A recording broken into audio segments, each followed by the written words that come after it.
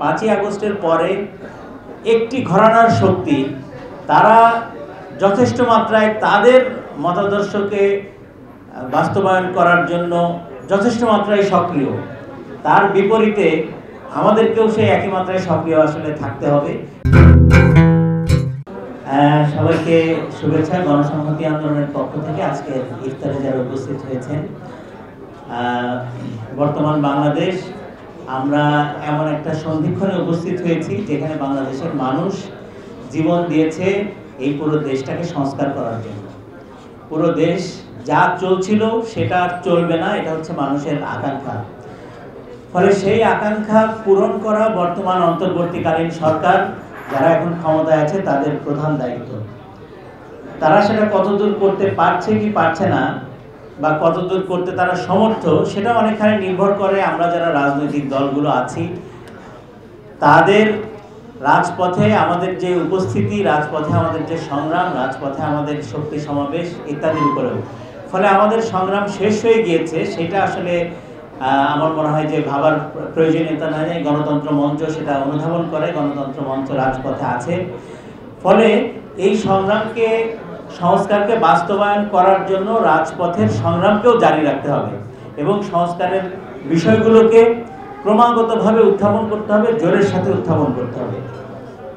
তাহলে আমার মনে হয় যে একটা সংস্কারের দিকে আমরা যেতে পারবো। কেননা আমরা দেখছি যে 5ই আগস্টের পরে একটি ঘরানার শক্তি তারা যথেষ্ট মাত্রায় তাদের মতাদর্শকে বাস্তবায়ন করার জন্য যথেষ্ট মাত্রায় সক্রিয়। তার বিপরীতে আমাদেরকেও সেই একই মাত্রায় সক্রিয় আসলে থাকতে হবে। রাজপথের শক্তি শেষ পর্যন্ত নির্ধারণ। সবাইকে ধন্যবাদ। নেতা যখন আমি ঢাকা বিশ্ববিদ্যালয়ের সভাপতি ছিলাম, ওনার নেতৃত্বেই তখন আমরা আন্দোলন সংগ্রাম সারা দেশব্যাপী করেছি। আজকে উপস্থিত নেতৃবৃন্দ এবং যারা উপস্থিত আছেন সবাইকে শুভেচ্ছা জানিয়ে, যে বিষয়টা আলোচনার জন্য আজকে এখানে সবাই উপস্থিত, সেই বিষয়টাই গুরুত্ব দিয়ে যদি আজকে যারা আসছি এবং যারা এখানে সমবেত হয়েছি সবাই যদি ঐক্যবদ্ধভাবে আগামী দিনে দেশটাকে সুন্দরভাবে কিভাবে সুসংগঠিত করে 18 কোটি লোকের জীবনের একটা ভাগ্য পরিবর্তনের চালিকা শক্তি তৈরি করা যায়, সেইটাই কামনা করে আমি আমার সংক্ষিপ্ত বক্তব্য শেষ করলাম। আউযু বিল্লাহি মিনাশ শাইতানির রাজিম। বিসমিল্লাহির রহমানির রহিম।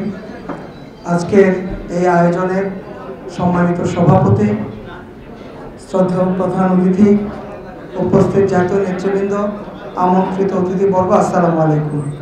আজকের বিষয় ছোট কিংবা বড় নয়, চাই প্রয়োজনীয় সংস্কার। প্রয়োজনীয় সংস্কারই প্রয়োজন। এর মধ্যে দিয়ে গণতন্ত্রের অগ্রযাত্রা অব্যাহত থাকুক। জাকের পার্টি তাই চায়। জাকের পার্টি কোনো সংঘাত, বিভাজন, বিভক্তি চায় না। রাজনৈতিক আদর্শগতভাবে মতভিন্নতা থাকতে পারে, কিন্তু জাতীয় অগ্রগতির প্রশ্নে, গণতন্ত্রের অগ্রযাত্রা অব্যাহত রাখার প্রশ্নে, সংসদীয় গণতন্ত্রের প্রাতিষ্ঠানিক ভিত মজবুত করার লক্ষ্যে যেই আলোচনা প্রয়োজন, সবসময় জাকের পার্টি তাতে সাড়া দিবে। জাকের পার্টি সবসময় সংস্কারের পথে আছে। আপনারা ভালো থাকবেন, সুস্থ থাকবেন। সমৃদ্ধ বাংলাদেশ জিন্দাবাদ। আসসালামু আলাইকুম। ছোট বড় সংস্কার বিষয়ে যে আলোচনা, সেটা উপস্থিত সকলকে জানাই ধন্যবাদ এবং বাংলাদেশ লেবার পার্টির পক্ষ থেকে সালাম। আসলে আমরা ছোট কিংবা বড় সংস্কারের জন্য আন্দোলন করি নাই।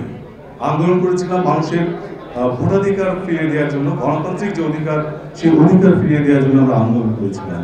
একটি অনির্বাচিত সরকার যে সংস্কারের প্রস্তাব করছে, যেমন আমি শুধুমাত্র দুদকের সংস্কার বিষয়ে সুপারিশমালা করেছি, সেখানে 47টা সুপারিশ করা হয়েছে। এভাবে আরো অনেক সুপারিশমালা করেছে, যে আমার পূর্ববর্তী বক্তা বলেছেন যে হাজার হাজার পৃষ্ঠা, এগুলো এত স্বল্প সময় করা সম্ভব না। সেজন্য প্রয়োজন নির্বাচিত গণতান্ত্রিক সরকার। এবং আমরা চাই অতি শীঘ্রই, এবং এই যে মানুষের যে আপনার ভোটের অধিকারটা, সেটাও এখন অনিশ্চিত হয়ে গেছে এই তত্ত্বাবধায়ক সরকার বা অন্তর্বর্তীকালীন বা অনির্বাচিত সরকারের যে বর্তমান শাসন ব্যবস্থা, সেটার জন্য। আমি সংক্ষিপ্ত করছি। সবাইকে ধন্যবাদ। আসসালামু আলাইকুম। আজকের ইফতার আলোচনার সম্মানিত সভাপতি, মঞ্চে উপবিষ্ট নাগরিক ঐক্যের সম্মানিত সভাপতি মাহমুদুর রহমান মান্না সহ মঞ্চে উপস্থিত নেতৃবৃন্দ এবং সামনে যারা আছেন সকলকে সংগ্রামী শুভেচ্ছা এবং অভিনন্দন। আমরা আজকের এই বিষয়বস্তু যেটা নির্ধারণ করা হয়েছে, সংস্কার নিয়ে বিভিন্ন বিভ্রান্তি আছে, নির্বাচন নিয়েও বিভ্রান্তি আছে। নির্বাচন, একজন প্রধান উপদেষ্টা বলেছেন অল্প সংস্কার হলে ডিসেম্বরে ইলেকশন হবে, আর যদি বেশি সংস্কার করেন জুনে হবে নির্বাচন। আমরা চাই যেটা প্রয়োজনীয় সংস্কার, যেই সংস্কার না করলেই না, নির্বাচন করতে হলে নির্বাচন কমিশনকে সংস্কার করতে হবে। এই ক্ষেত্রে যেগুলি একবারে বেশি প্রয়োজন সেগুলিই করবেন। প্রশাসনের যে অবস্থা এখন, 15-16 বছরের প্রশাসনের যে চেহারা ছিল, তারাই এখনো আছে তাদের দায়িত্বে। তাদেরকে সরিয়ে যারা এই প্রশাসনের দায়িত্বে আসবেন তারা অবশ্যই নির্বাচন ব্যবস্থা, নির্বাচন পদ্ধতির প্রতি তাদের আস্থা থাকতে হবে। তারা গণতন্ত্রের প্রতিও আস্থা থাকতে হবে। কেউ যদি গণতন্ত্রের প্রতি আস্থা না থাকে, গণতন্ত্র কি, জনগণের শাসন কি, এটাই যদি উপলব্ধি না করেন, মানবাধিকার যদি কোনো ব্যক্তির মধ্যে না থাকে,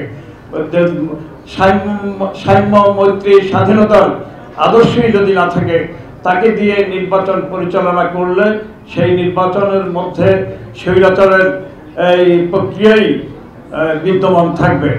সিলমারা নির্বাচন আমরা দেখেছি, সেই সিলমারা নির্বাচন, কেন্দ্র দখলের নির্বাচন, এইসব নির্বাচনে পুলিশ এবং নিরাপত্তা বাহিনী সহযোগিতা করেছে, প্রশাসন সহযোগিতা করেছে।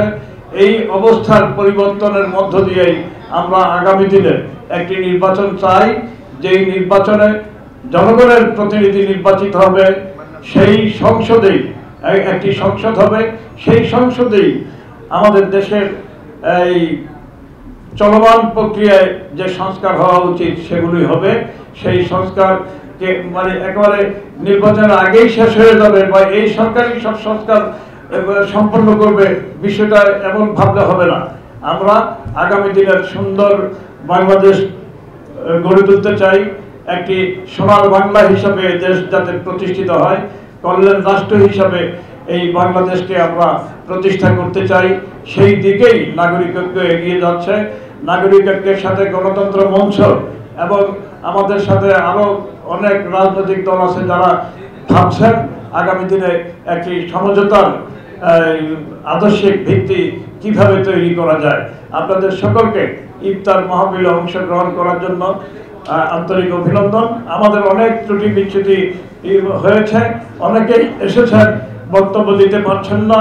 এখানে জাবিদুর রহমান জনি আছেন, এখানে ওই যে আমজনতা পার্টির নাজমুল হক আছেন, নেজামে ইসলামের সহকারী সাধারণ সম্পাদক শাহ আলম সাহেব আছেন। আপনাদেরকে দুঃখ প্রকাশ করছি, আপনাদের বক্তব্য দেওয়া সম্ভব হলো না, কারণ এখন মান্না ভাই কথা বলবেন, তারপরে মুনাজাত হবে, ইফতার হবে। আপনারা ইফতারে অংশগ্রহণ করবেন। সকলকে সংগ্রামী অভিনন্দন এবং শুভেচ্ছা রইল।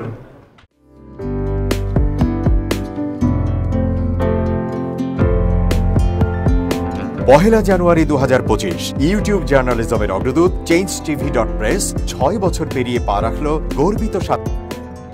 আমি অত্যন্ত আনন্দিত হলাম যে চেঞ্জ টিভি আগামী কয়েকদিনের মধ্যেই 6 বছর পূর্ণ করবে। হাঁটি হাঁটি পা পা করে চলা শুরু করে এখন সে বেশ দৌড়াদৌড়ি করছে বলা যেতে পারে। ও নামটাও অত্যন্ত বলবো যে সিগনিফিক্যান্ট, যে চেঞ্জ, এই গণঅভ্যুত্থান কিন্তু চেঞ্জ চেয়েছে। সেই হিসেবে তোমার টেলিভিশনের, তোমার এই চ্যানেলের নামের একটা যথেষ্ট মিল পাওয়া যায়। আমার প্রত্যাশা যে এই গণঅভ্যুত্থানের যে প্রত্যাশা, যে আশা আকাঙ্ক্ষা, চেঞ্জ টিভি সেটিকে এগিয়ে নিয়ে যাবে। তোমাকে শুভেচ্ছা। চেঞ্জ টিভি যারা সম্পৃক্ত আছেন, যারা কর্মী আছেন, সামনে পেছনে সকলকে আমার শুভেচ্ছা। changetv.press, এক ফোঁটা হলুদ নেই।